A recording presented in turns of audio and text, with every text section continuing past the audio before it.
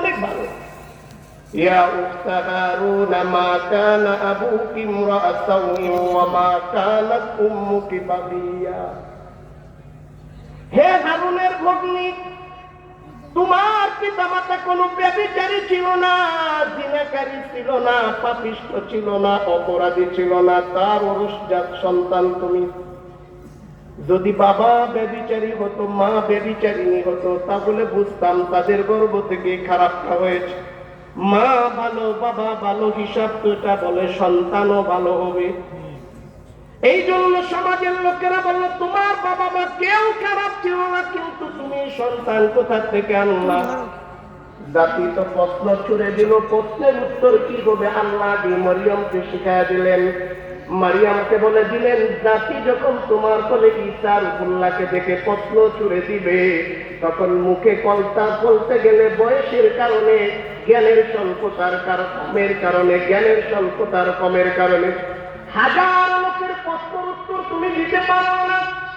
এর যে নিরাপদ ব্যবস্থা হচ্ছে, এই সমাজে রোজার বিধান হচ্ছে, যখন মানুষ মাবুদের নামে রোজার নিয়ত করে ফেলে, ওই ব্যক্তির জন্য দুনিয়াবি কথা বলা আমি আল্লাহ নিষিদ্ধ করে দেই। অতএব তুমি রোজার নিয়ত করে ফেলো, জাতির সামনে যখন যাবা, জাতি বিভিন্ন প্রশ্ন করলে তুমি বলবা, ইন্নী নাযারতু লির-রহমানি সাওমা ফালান উকাল্লিমাল ইয়াওমা ইনসিয়া।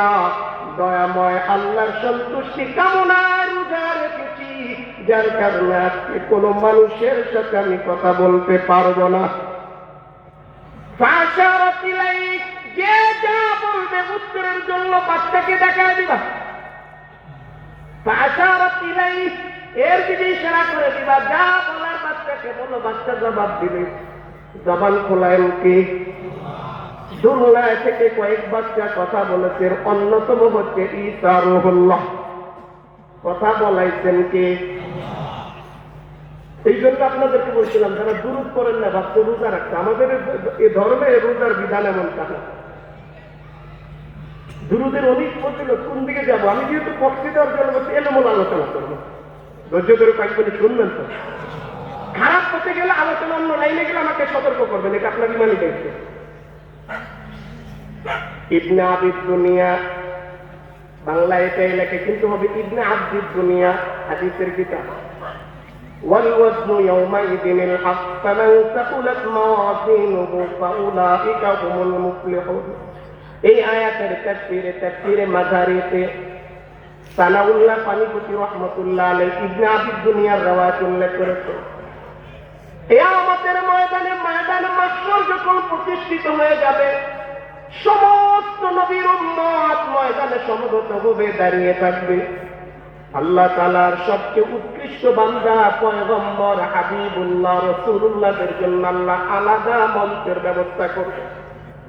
সম্মানার্থে তাদের জন্য হাসরের ময়দানে আলাদা আলাদা চেয়ারের ব্যবস্থা করে দিবেন, তারা চেয়ারে উপবিষ্ট থাকবেন। উম্মত সব ময়দানে দাঁড়ানো। আদম সফিউল্লাহর যে আসনটা থাকবে তুলনামূলক সেটাই উঁচু থাকবে, কারণ তিনি হচ্ছেন আবুল বাশার, সমস্ত মানুষের বাবা। আল্লাহ নবী বলে, আন্নাসু বানু আদম ওয়া আদমু খুলিকা মিন তুরাব। পৃথিবীর সব মানুষ আদমের সন্তান, আর আদমকে আল্লাহ বানিয়েছেন মাটি থেকে। সুবহানাল্লাহ। তাহলে আমাদের বাবাকে উনি কিসের তৈরি? আমি এটা বিশ্বাস করি, আমার বাবা পূর্বপুরুষ আদম, তার আমি সন্তান। যারা ডারউইনের মতবাদে বিশ্বাসী, তারা বিশ্বাস করে তাদের পূর্বপুরুষ বানর, আমাদের না। আমি এটা মানি না। তবে আমি এটা বিশ্বাস করি, আল্লাহর গজবে মানুষ বানরে রূপান্তর হয়েছিল, 3 দিন বেঁচেছিল। এটা আল্লাহর গজবে হয়েছিল। وَلَقَدْ عَلِمْتُمُ الَّذِينَ اعْتَدَوْا مِنكُمْ فِي السَّبْتِ فَقُلْنَا لَهُمْ كُونُوا قِرَدَةً خَاسِئِينَ। সূরা বাকারা আল্লাহ বলেন, হাবিব, আলিমতুমুল লাযীনা আ'তাদাউ মিনকুম ফিস সাbt। আপনি কি জানেন ওই সমস্ত লোকদের ঘটনা যারা শনিবারের ব্যাপারে সীমা লঙ্ঘন করেছিল? পূর্ববর্তী একটা জাতি ছিল, যাদের তাফসীরে লেখে তারা দাউদ আলাইহিস সালামের উম্মত। ওয়াসআলহুম আনিল ক্বরিয়াতিল্লাতী কানাত হাদিরাতাল বাহর।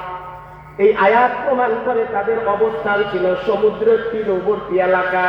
তাদের উপার্জনের মাধ্যম ছিল মৎস্য শিকার করা, মাছ শিকার করা। আমাদের বাংলা ভাষায় যদি বলে ওরা ছিল ডাইয়া, দাউদি মাধ্যম। দাউদের উম্মত শনিবারে ইবাদতের দিবস ছিল, কাজ করা যাবে না, ইবাদতে কাটাইতে হবে। দাউদের জবানে আল্লাহ এত সুন্দর মাধুর্যতা দিয়েছিলেন, কণ্ঠ এত সুন্দর ছিল। দাউদ যখন জাবুরের তিলাওয়াত করতেন, সুরের মূর্ছনা, সুরের মহিমা, উড়ন্ত পাখিগুলো স্থির হয়ে যেত, সমুদ্রের তলদেশের মাছগুলো উপরে চলে আসতো। সুবহানাল্লাহ।